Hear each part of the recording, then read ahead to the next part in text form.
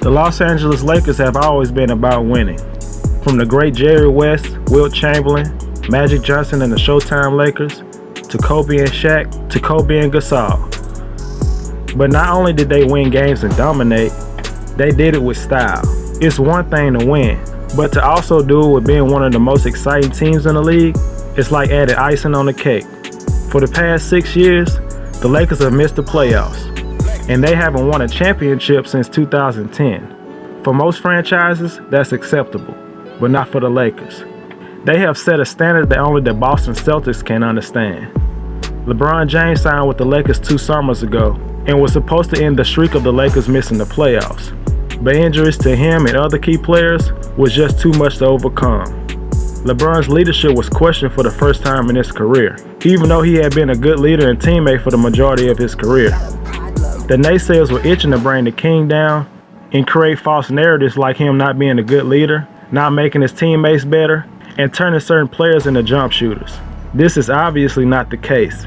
He did make some mistakes as a leader last season, but that season does not define LeBron as a basketball player.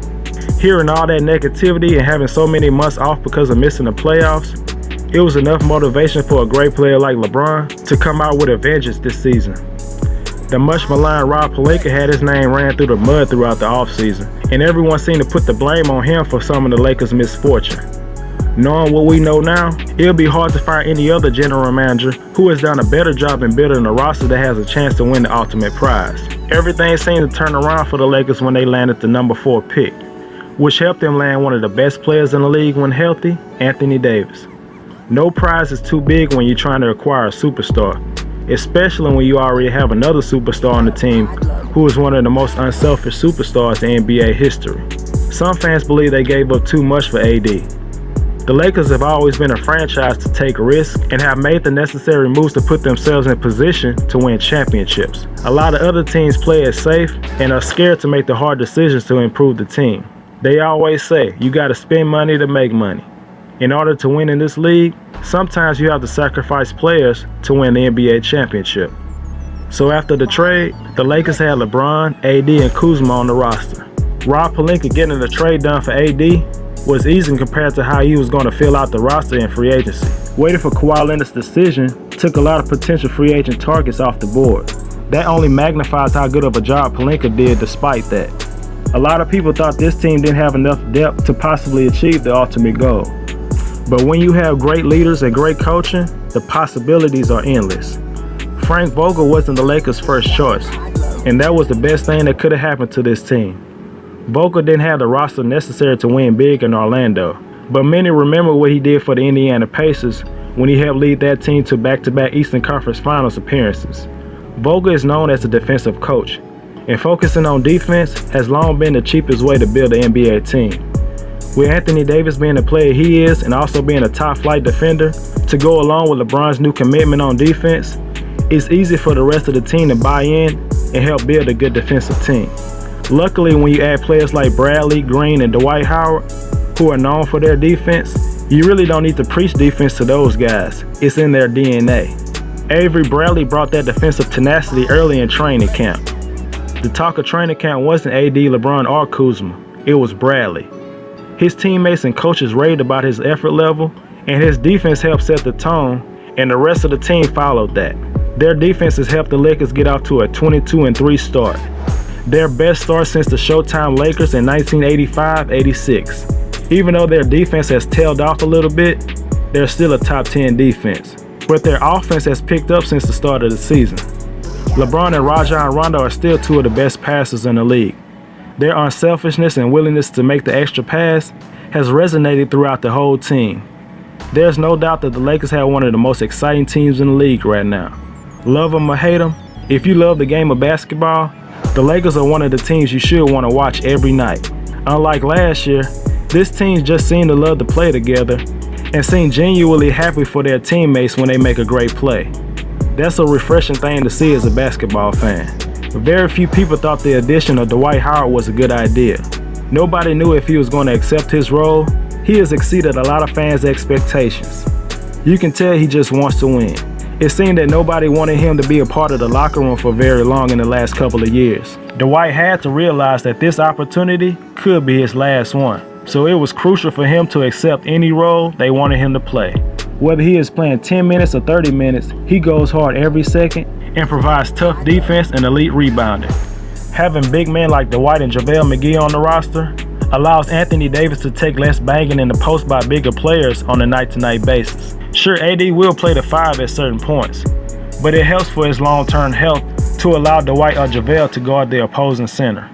Avery Bradley has had a good start to the season, but he was out with a leg injury for a while. It was the opportunity that KCP needed to start playing up to his capabilities. The LA fans were hard on KCP early in the season. He was the human pinata for the Lakers fans. In the first 2 games of the season, he played an average of 24 minutes and was 0 for 9 from the field and 0 for 4 from three-point range. It seemed that everybody wanted him traded away as soon as possible. But you could argue that for the last month, Caldwell Pope has played his best basketball in his career. He has flourished as a starter for the Lakers. He has played so well that Vogel could elect to keep him in the starting lineup even when Bradley comes back. Currently, his field goal percentage and three-point percentage are both career highs. LeBron is most effective when he has three-point shooters to open up the floor. He and Danny Green's outside shooting has been a major key for the Lakers becoming a better offensive team. Could a former G Leaguer Alex Caruso actually be the 3rd best player on the Lakers? This guy's like a Swiss Army knife, the jack of all trades. No real weaknesses in his game. He does a lot of things at an above average level. He is quicker than you realize. He's a better athlete than he looks. He can play good defense, pass, shoot, handle the rock, and has a very high basketball IQ. The way he's playing, he could be a starting point guard in the league right now. One of the reasons people thought the Lakers didn't have enough depth before the season, because nobody expected Caruso or KCP to play at the level that they are currently playing at. Playing with an unselfish superstar and the best big man in the league opens up a lot of opportunities. LeBron is obviously playing like an MVP, scoring around 25 points, playing good defense, providing great leadership, and leading the league in assists with just under 11 per game. But Anthony Davis has slowly entered his name into the MVP discussion. AD's confidence is at an all-time high.